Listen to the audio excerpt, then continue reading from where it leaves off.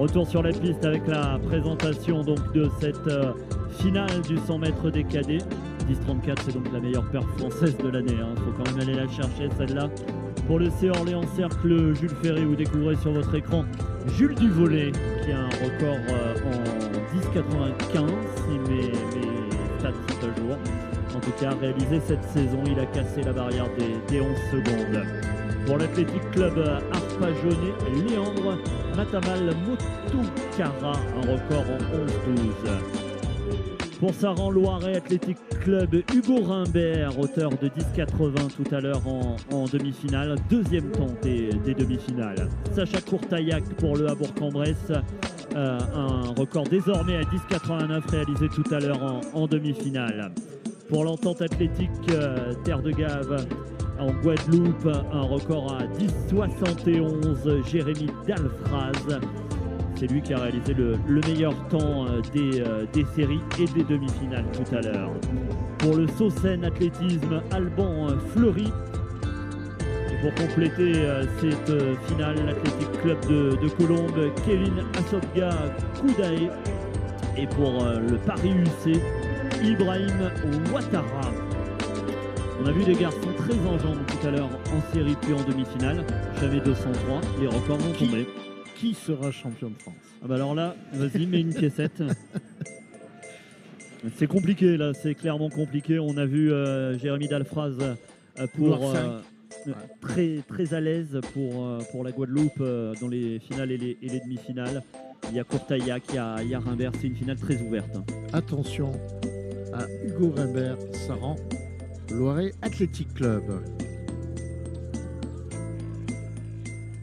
Et vous le voyez en bas à droite de votre écran, record de France et meilleure performance française, c'est la même chose, c'est beau, c'est dire si elle a été belle cette saison 2021, puisque GFRU, le Strasbourgeois, a réalisé cette performance à la mi-juin sur sa piste de Strasbourg.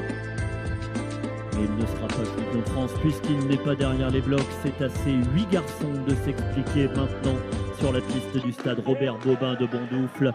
Mais ça ne sera pas tout de suite, on va rembobiner, puisqu'il y en a peut-être un qui avait des velléités de partir un peu trop vite. Et, du côté de Narbonne, il y en a un qui s'est relevé très vite là, au couloir numéro 2, Léandre Matamal. On va voir ce que les starters décident avec l'aide de la centrale électrique qui permet d'assister le rappel des faux départs. Superbe mise en action de Hugo Rimbert. Et on voit le rappel au règlement qui est fait là par l'équipe des starters. Mais on va voir apparaître le carton vert. Ce n'est donc qu'un avertissement, on va dire. Tout le monde reste engagé dans cette finale. Et tant mieux, même si l'arbitre a toujours raison. La finale du 100 mètres des cadets. Duvolet, Matamal, Rimbert, Courtaillac, Dalfraz, Fleury, Asogba, Ouattara. C'est l'un de ces 8 garçons qui sera roi du 100 mètres dans un tout petit peu plus de 10 secondes.